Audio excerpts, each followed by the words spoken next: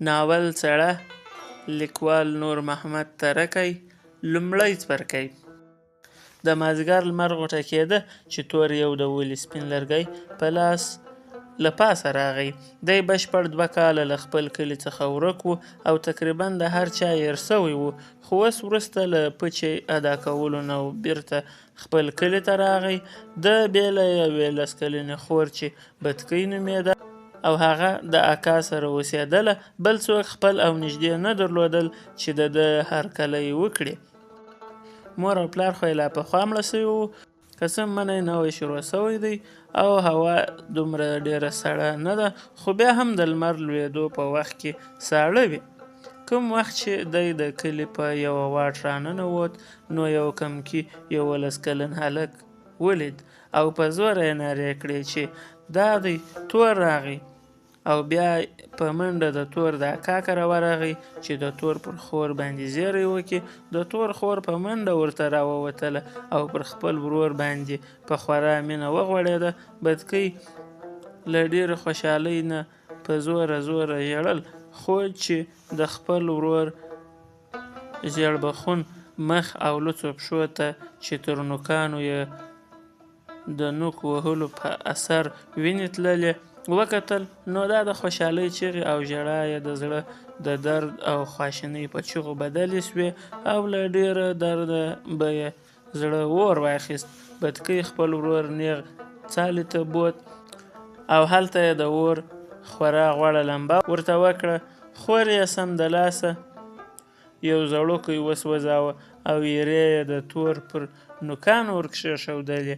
په دغه وخت کې بتکۍ د تور د پښو پوندو او نورو ګوتو ته چې خورا سپېرې وې لاس وروړ او ورته وویل: وروره، دا پښې دې خورا پستې راته وایسېدلې، دا ولې دا ډول پستې سوي دي او په دې پستو پښو ولې لڅې پښې راتلې؟ تا خو به چیرې سوګلې موندلې وې چې له دې اوسني خوږ او تکلیف څخه دې ځان ساتلی وای. خورجانې، په دې خبرو پسې سر مه ګرځوه. شکر کاږه چې خدای جل جلاله ښځه پیدا کړې یې. پښې خو مې ځکه پستې سوي دي چې تر دا اوسه مې بوټونه په پښو وو. کوم وخت چې رایله کېدم نو هغه مې بیرته تاویل کړل. نو په دغو 2 کلونو کې خو په خپله د سړي پښې دغه ډول پستې سي. سوګلې به ما له کومه کولې؟ هر چیرې مې سترګې وغړولې چې چیرې یو مړ آس یا خر مونده کړم او د هغه څرمن واړوم او سوګلې ترې جوړې کړم. خو په دغه حال کې یې اکا راننوت او دوی دواړه ولاړ سول. تر روغبړ وروسته یې تور ته وویل: پر موټو دې برکت څه، ښه سوه چې خپله نوکري دې په جګه ملا او میړانه ادا کړه. اوس به نو کاکا درته په منې کوزده وکړي. هیله ده چې د کور او کال څښتن سې. کوم وخت چې دې په خیر واده وکړ نو یوه خونه به په اشر درته ووهو. تربرو هم دغه راز واده کړې وه. اوس نو میړه سه او ځان ته د ژوند شیان برابر کړه. تور لږ څه په وارخطایي د اکا د معاینې پوښتنه وکړه. خور یې ورته وویل: هغه خو پرون د خپل پلار کره ولاړه او ټول واړه یې هم ورسره بیولي دي. څو پلا یې ورور راغی چې خور یې بوځي، خو کاکا مې نه ور پرېښوله. ما ډېرې زارۍ ورته وکړې، نو بیا یې تور خپل اکا ته وویل: هو، خود به نو اوس یو څه کوو او ځان به ستا له اوږې څخه اړوو. تا ته دې خدای خیر درکړي. له کوچنیوالي څخه په غاړه کې در لوېدلي یو او تر اوسه پورې دې په اوکا یا سوکا سره راوچلولو. اوس نو ته هم سپین ږیری او د سرو چیچڼو څښتن یې.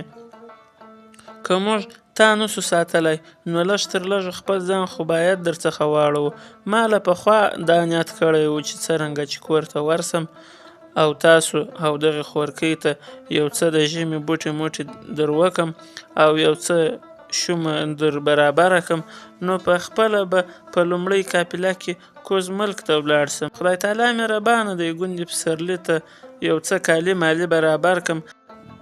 که مې د راغبرګېدو په وخت کې خپل پنډکی تر بندرو او بندري راتېر کړ نو البته باچا به یم باچا. له دې قبله چې تور له اکا سره د مینې او خواخوږۍ اظهار وکړ، اکا یې خورا سره وغوړېدی او په زړه کې یې ورتېره سوی چې رښتیا د زوی او ښه وراره ترمنځ ډېر لږ فرق وي. په دغه وخت کې د اور لمبه سوکه سوې وه او اکا یې په داسې حال کې چې پر انګار یې لاسونه کړول ویل: لومړی قافله خو زویه ژر تیارېږي، که موږ بوټي موټي کولی سوای او یا مو کور خر درلودی او هغه مو نورو ته په پیغلو ورکړی وای، تر قافلې لا پونده ښه و چې پکې تللی وای. خو اوس ځکه چې موږ کوم خر نه لرو چې بوټي ورباندې راوړو، نو ته په خپله مجبوره یې چې خپل ځان هم په خره او هم په سړي پیغلو کړې. نو تر هغه وخته پورې خو ښکاره ده چې ټول پونده به شېوه سي. بدکۍ: اکا جانه، تور 2 کاله راڅخه ورک و او ستړی ستومانه راغلی دی. تا سمدلاسه دغه خبرې ورته شروع کړې.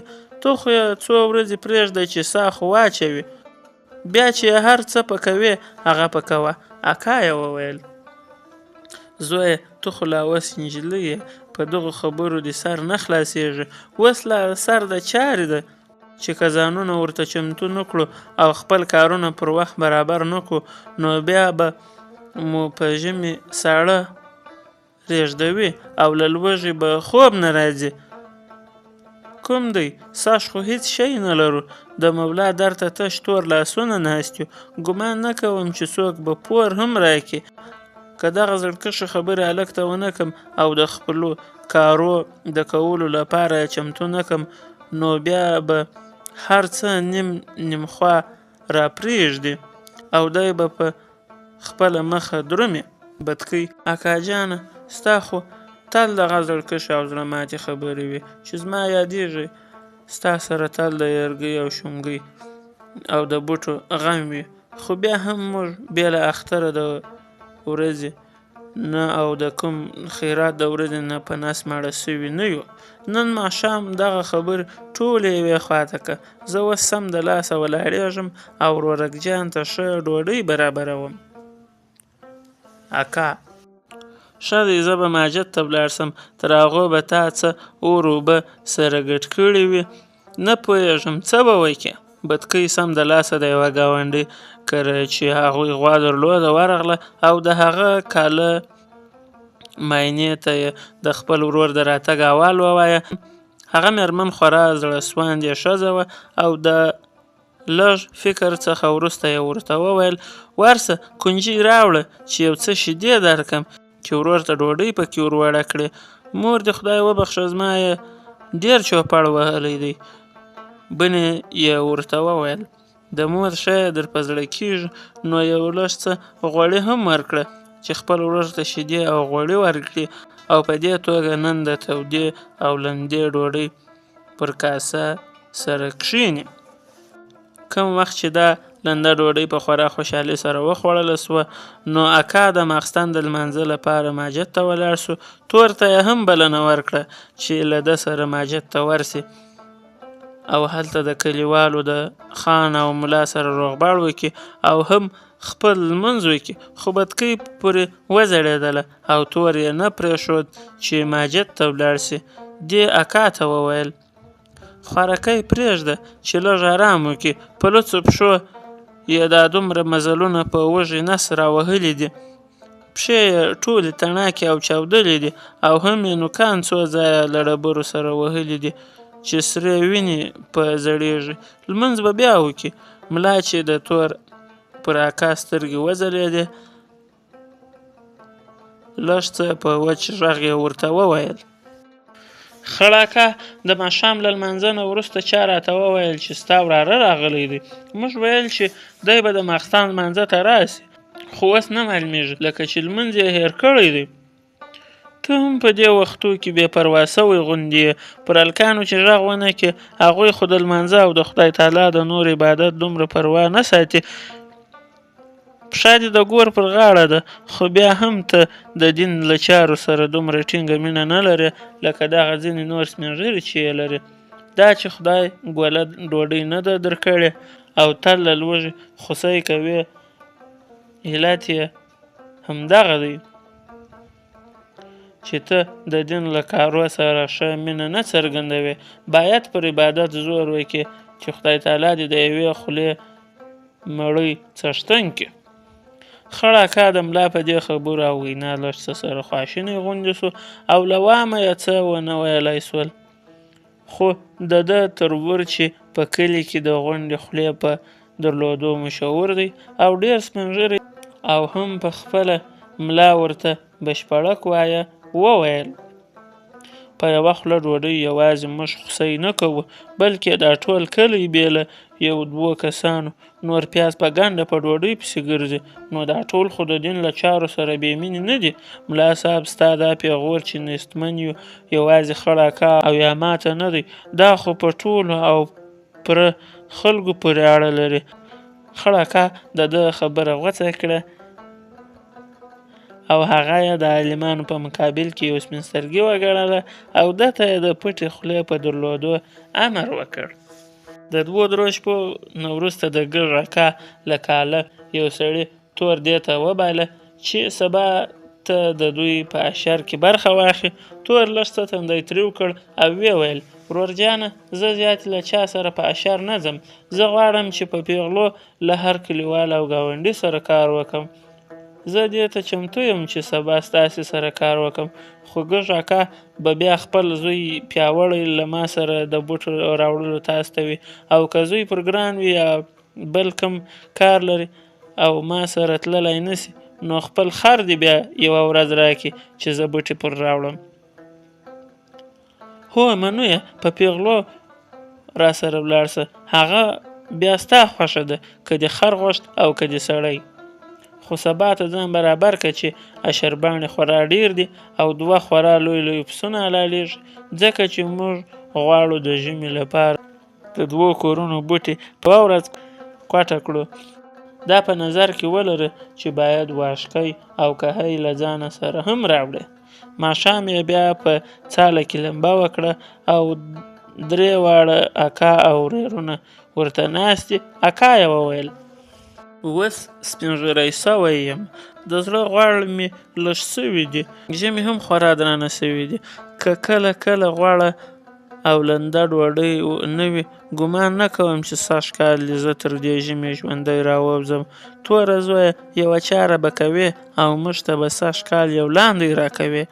پوهېږم چې ته په خپله لڅې پښې په یوه رشکۍ خط کې راغلی یې او څه در پورې نسته، خو که یې له چا تر کاله په پور راواخې ښه به سي. ګوندې خدای پاک به په کوز ملک کې یو څه درکړي، نو پور به یې ور ادا کړې او یا به دلته کومه کوله بوله وکړو او پور به ورکړو. پرېږده چې ستا په ځوانۍ کې خو موږ هم یو غوړ ژمی تیر کړو. تور ورته وویل: په پور کې خو لا د پخوا نه تر 2 غوږو پورې غر کړو، ما هم په نوکرۍ کې لږ څه پورونه نه دي کړي، که مو د وچې ډوډۍ هغه هم نیم شوره تیری در وتړلې، نو مو خورا ښه او پیاوړی ځوان بوله، لاندی خو لا یوې خواته واچوه، په دې ایشو پسې به نه ګرځې، یو څه پونګۍ به دا په ونداو کې چې اوس له دې حده تیریږي خرڅه کو او یو څه کورت پرې منده که، او هغه په ژمي کله کله زدویاست یو چاریاک غوړي به زه له کومه ځایه در مونده کړم. زه په خپله غواړم چې ژر د بوټو کوټه در وکم او په زغرده له دې ځای نه سترګې نیامې کړم. تودې اوازې راځي چې په کوز ملک کې خورا ښه کارونه دي او مزدور کولی سي چې یو څه وګټي. تور لیڅې راونغښتې او له هر چا سره یې ځان په خره او یا سړي پیغل وکاوه. ده په لږه موده کې کافي خره او سړي وګټل چې د بوټو وهلو، تړلو او راوړلو کار ورسره اجرا کړي. د قافلې د تیارېدو اوازه او ځوږه د تور فعالیت نور هم پسې زیاتاوه او زړه یې رېږدي چې قافله به ځینې ولاړه سي او د ده د کور کار به لا سر ته رسېدلی نه وي. د خړ اکا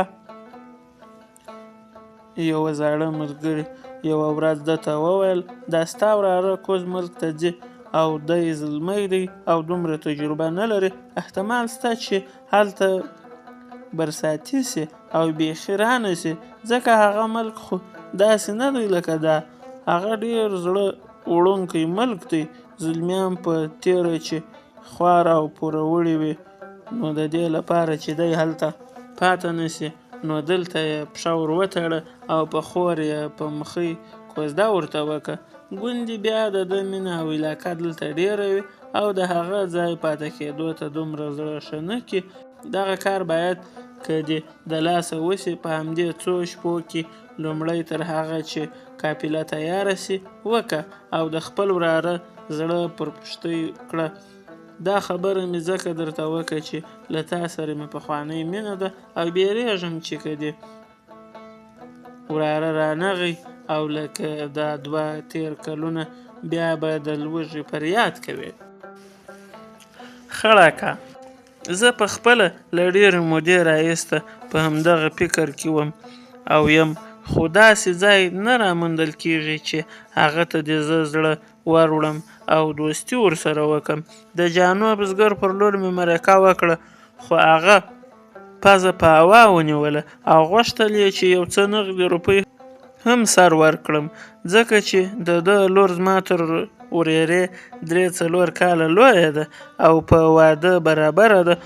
خو ځکه چې زما جیب سوړ و او څه نه ځینې بودېدل، له دې قبله زموږ او د ده دوستي ونه سوه. توکل پر خدای دی، ګوندې دا پلا مې وراره بیرته په خیر راسي، بیا به یې ګورو. تر هغه به موږ په یوې مناسبې نجلۍ پسې ګرځو. تور د خپل تورې په برابرولو لګیا سو. د 3 ورځې د یو بل بډای په شان بزګر مزدوري وکړه. 2مه پلا یې غوڅې په شا راوړل او هغه یې خرڅ کړل او په دغو پیسو یې یو څه توت رانیول او همیشه ډېرې نینې خور ورکړې او یوه کڅوړه یې له توتانو او نینو ور ډکه کړه چې هغه پر لارې د مزله په وخت خوري او په دې توګه ځان ته د تګ او لار پرې کولو لپاره تودوخه ورکړي. خړ اکا یوه ورځ په داسې حال کې چې په سترګو کې یې اوښکې ګرځېدلې تور ته وویل: هلکه، نه په غاړه کې څه لري او نه په پښو کې، د مونې ساړه خو کاڼي چوي. زه هر څه په زړه ګرځوم چې په دې خصوص کې څه مرسته در سره وکړم، خو هیڅ شی زما فکر ته نه راځي چې څه کولی سم. تور: په دې برخه کې ډېر زړه مه سوځوه. ما یو زوړ کوسی موندلی دی. هغه کوسی د شیر اکا د معاینې دی چې کونډه ده. دې راته ویلي دي دا کوسی به راکړي، خو زه به 4 کاله د دې د ژمي د بوټو کوټه ورکوم. د پښو لپاره به په لارې کې کوم ځای سوګلې جوړې کړم، ځکه چې لویه قافله ده، ګوندې کوم خر یا اوښ به په لارې مړ سي او د هغه په پوټه کې به پښې پټې کړم. د تور خور که څه هم کوچنۍ ده، خو ځکه چې ډېر مسؤلیتونه یې په غاړه دي او تل د خپل ورور د ښېګڼې لپاره فکر کوي، داسې کارونه او حرکتونه کوي لکه یوه لویه ښځه. مثلا دا کلي ته ځي او له دې او له هغې څخه ستن، سپڼۍ، اهاک، تنباکو او داسې نور شیان غواړي او هغه د ورور په بنۍ کې چې په هغه کې یې د نینو او توتانو غوټه هم ایښې ده ږدي.